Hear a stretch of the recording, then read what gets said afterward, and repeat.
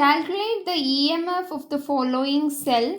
So ஒரு செல் reaction overall reaction கொடுத்துருக்காங்க. அதுக்கப்புறமா இந்த ரிடக்ஷன் பொட்டென்ஷியல்ஸ் வேல்யூஸ்மே நம்மளுக்கு வந்து கொடுத்துருவாங்க. இதை வச்சு நம்ம ஃபஸ்ட்டு ஸ்டாண்டர்ட் இஎம்எஃப் வேல்யூ கண்டுபிடிச்சிட்டு, அதாவது இ செல் ஓவரால் இ செல் வேல்யூ கண்டுபிடிச்சிட்டு, அதுக்கப்புறமா நர்ன்ஸ்ட் ஈக்குவேஷன் யூஸ் பண்ணி நம்ம இப்போ பாருங்கள். ஸோ இ செல்லுக்கும் இ செல், அதாவது இ நாட் செல்லுக்கும் இ செல்லுக்கும் டிஃப்ரென்ஸ் ஃபஸ்ட்டு தெரிஞ்சுக்கோங்க. ஓகே, ஸோ இப்போ நர்ன்ஸ்ட் ஈக்குவேஷன் எப்படி இருக்கும்னா, E cell is equal to E nought cell minus RT by nF ln of அதுக்கப்புறமா இங்கே கியூ வேல்யூ அந்த மாதிரி வரும். ஓகே, ஸோ இது இப்படி கூட எழுதலாம். E cell is equal to E nought cell, இந்த ஆர்டிஎஃப் லானுக்கு பதிலாக இந்த லானை வந்து லாகாக மாற்றச்சில் என்ன தான் மல்டிப்ளை பண்ணுவோம், 2.303. அது எல்லாத்தையும் நம்ம கால்குலேட் பண்ணோன்னா 0.059. இந்த வேல்யூவை மனப்பாடம் பண்ணி வச்சுக்கிறது பெட்டர். அதுக்கப்புறமா லான் ஆஃப் கியூ இந்த மாதிரி கொடுத்துருப்பாங்க. ஓகே, இந்த இதை நல்லா ஞாபகம் வச்சுக்கிறது பெட்டர். ஸோ இதில் வந்து இ செல் நம்ம கண்டுபிடிக்கணும். அக்கார்டிங் டு திஸ் ஃபார்முலா இந்த ஈக்குவேஷன் நம்ம கண்டுபிடிக்கணும். ஆனால் இ நாட் செல்னால் என்னது அப்படின்னா, ஸ்டாண்டர்ட் கண்டிஷன் இப்போ 1 மோல் பெர் லிட்டர் இருந்திருக்கும், அதுக்கப்புறமா 1 அட்மாஸ்பரிக் ப்ரெஷர் இருந்திருக்கும், அதுக்கப்புறம் டெம்பரேச்சர் வந்து 25 டிகிரி செல்சியஸ் இருந்திருக்கும். இந்த பர்டிகுலர் கண்டிஷன்ஸில் இந்த ரியாக்ஷனை நம்ம பண்ணியிருக்கச்சில் நம்மளுக்கு வந்து இந்த ஸ்டாண்டர்ட் வேல்யூ நம்மளுக்கு ஆன்சர் கிடைக்கும். அதுதான் நம்ம வந்து இந்த நம்ம ரிடக்ஷன் பொட்டென்ஷியல் வேல்யூ போட்டு ஆக்சிடேஷன் பொட்டென்ஷியல் வேல்யூ போட்டு கண்டுபிடிப்போம்ல.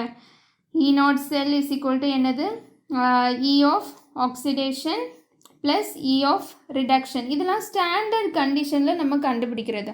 ஆனால் நம்மளுக்கு இப்போ கொஸ்டினில் பாருங்கள், மோலார் கான்சன்ட்ரேஷன் எல்லாமே டிஃபரிங்காக இருக்குது, அப்படி தானே? ஸோ இப்படி டிஃப்ரெண்ட்டாக கான்சன்ட்ரேஷன் மாறச்சில் இந்த இ செல் வேல்யூ மாறும். அதை தான் நர்ன்ஸ்ட் ஈக்குவேஷன் கொடுக்குது. எப்படி கான்சன்ட்ரேஷன் மாறுறதுனால இ செல் வேல்யூ மாறுது அப்படின்னு. அப்போ எப்படி கண்டுபிடிக்கிறது தான் இதில் கொஸ்டின். ஓகே, ஸோ ஃபஸ்ட்டு நம்ம இந்த இ நாட் செல்லை கண்டுபிடிச்சிப்போம்.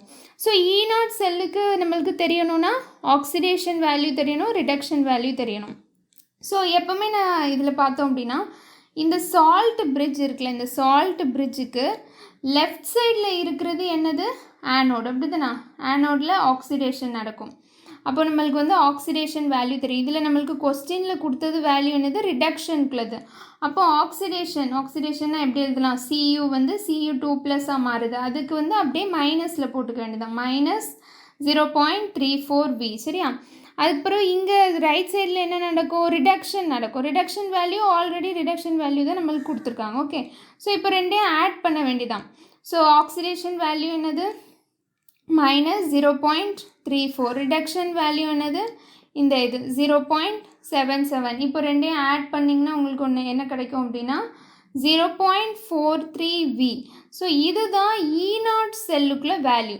ஸோ இப்போ நம்மளுக்கு இ நாட் செல் தெரியும். ஓகே, இப்போ நம்ம இ செல் கண்டுபிடிக்கணும். அதுக்கு என்ன பண்ணோம் அப்படின்னா, ஸோ நம்ம இந்த ஃபஸ்ட்டு இந்த ரியாக்ஷனை ஓவராலாக நம்ம எழுதி பேலன்ஸ் பண்ணிக்கணும். ஏன் அப்படி சொல்கிறேன்னா, அப்போ தான் என் வேல்யூ நம்ம கண்டுபிடிக்க முடியும். என் வேல்யூ என்னதுன்னா number of electrons involve in the reaction. So first நம்மளுக்கு ரியாக்ஷன் நல்லா கரெக்டாக தெரிஞ்சால் மட்டும்தான் நம்ம நம்பர் ஆஃப் எலக்ட்ரான்ஸ் வந்து கண்டுபிடிக்க முடியும். ஓகே, ஸோ ஃபஸ்ட்டு வந்து நான் ஆக்சிடேஷன் எழுதுறேனே. ஆக்சிடேஷன் என்னது, ஆனோடில் ஆக்சிடேஷன் நடக்குது. அது என்னது எழுதிக்கலாமா, காப்பர் வந்து என்னதான் மாறுது, காப்பர் வந்து காப்பர் 2+ மாறுது. அப்போது it will release 2 electron. Okay, இது எழுதியாச்சு. அடுத்து கேத்தோடில் என்ன நடக்குது, Fe3+ வந்து Fe2+ மாறுது, அப்படி தானே?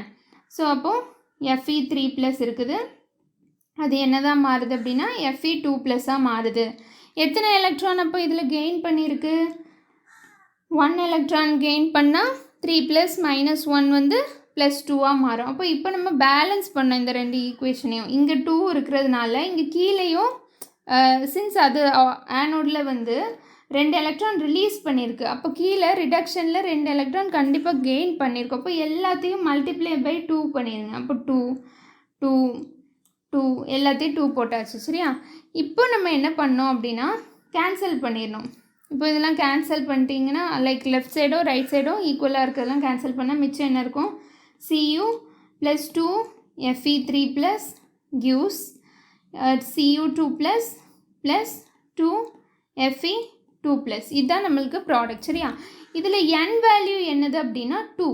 ஏன்னா 2 எலக்ட்ரான் தானே நம்மளுக்கு இந்த ரியாக்ஷனில் டேக் ஆனோட்லேயும் சரி கேத்தோட்லேயும் சரி 2 எலக்ட்ரான் வந்து ரியாக்ஷனில் இருந்ததுனால 2. சரியா? இப்போது இந்த E செல்லை நம்ம எழுதுவோம். E sell is equal to E0 sell minus 0.0591 divided by 2 log of இப்போ இதில் என்ன எழுதணும் அப்படின்னா ப்ராடக்ட் டிவைடட் பை ரியாக்டன்ட். சரியா? Product concentration divided by reactant. நம்மளுக்கு இதுதானே ப்ராடக்டில் ஃபஸ்ட்டு என்ன இருக்குது? Cu2 ப்ளஸ் இருக்குது. அது Cu2 ப்ளஸ் அப்படியே நான் எழுதிட்டேன். அடுத்து என்ன இருக்குது? Fe2 ப்ளஸ் இருக்குது. Fe2 ப்ளஸ் எத்தனை வாட்டி இருக்குது? 2 வாட்டி இருக்குது. ஸோ 2 டைம்ஸ் போட்டாச்சு ப்ராடக்ட்ஸ். அதுக்கப்புறமா டிவைடட் பை ரியாக்டன்ஸில் என்ன இருக்குது? Cu இருக்குது. Cu எழுதியாச்சு. Fe3 ப்ளஸ் இருக்குது. அடுத்து Fe3 ப்ளஸ் எத்தனை வாட்டி இருக்குது? 2 டைம்ஸ். ஸோ Fe3 ப்ளஸ் வந்து 2 டைம்ஸ். ஸோ இதில் இவ்வளோ தான் ரியாக்ஷன். ஓகே, இதில் n வேல்யூ நான் 2ன்னு போட்டிருக்கேன். இப்போ E செல் வேல்யூ நம்மளுக்கு தெரியும்ல, எத்தனை? 0.43V. இதுக்கு பதிலாக என்ன வரும்? 0.43V. சரியா? இப்போது இதில் இந்த Cu2 ப்ளஸ் என்னது? Fe2 ப்ளஸ் என்ன? இதெல்லாம் எப்படி நம்மளுக்கு தெரியும் அப்படின்னா கொஸ்டின்ல இருக்குது. இந்த Cu இருக்குல்ல, அதாவது சார்ஜே இல்லாமல் ஒரு Cu இருக்குல்ல, அந்த இந்த மாதிரி சார்ஜ் இல்லாமல் மெட்டல் மட்டும் கான்சன்ட்ரேஷன் இருந்துச்சுன்னா அது நம்ம எப்போவுமே அஸ்யூம் பண்ணிக்கணும் 1 அப்படின்னு. சரியா? அதாவது ப்ளஸ்ஸு மைனஸ் அப்படி எந்த சார்ஜுமே இருக்காது. Cu2 ப்ளஸ்க்கு என்ன கொடுத்துருக்காங்கன்னு பார்ப்போமா? Cu2 ப்ளஸ்க்கு என்ன கொடுத்துருக்காங்க? 0.25. அப்போது Cu2 ப்ளஸ்க்கு பதிலாக நம்ம என்ன போடணும்? 0.25 போடணும். அடுத்து Fe2 ப்ளஸ்க்கு 0.1, Fe3 ப்ளஸ்க்கு வந்து 0.1 கொடுத்துருக்காங்க. Fe3 ப்ளஸ்க்கு என்ன கொடுத்துருக்காங்க? 0.005 கொடுத்துருக்காங்க. இதெல்லாம் கொஸ்டின்லேயே கொடுத்துட்டாங்க. நம்ம எல்லாத்தையும் ஜஸ்ட் சப்ஸ்டியூட் பண்ணிட்டு ஆன்சர் போட வேண்டியதான். ஓகே, E0 செல் எழுதியாச்சு. Minus 0.0591 divided by 2 log of Cu2 ப்ளஸ்க்கு வந்து 0.25, Fe2 ப்ளஸ்க்கு வந்து 0.1 the whole square divided by Cuக்கு பதிலாக 1, Fe3 ப்ளஸ்க்கு வந்து 0.005 the whole power square.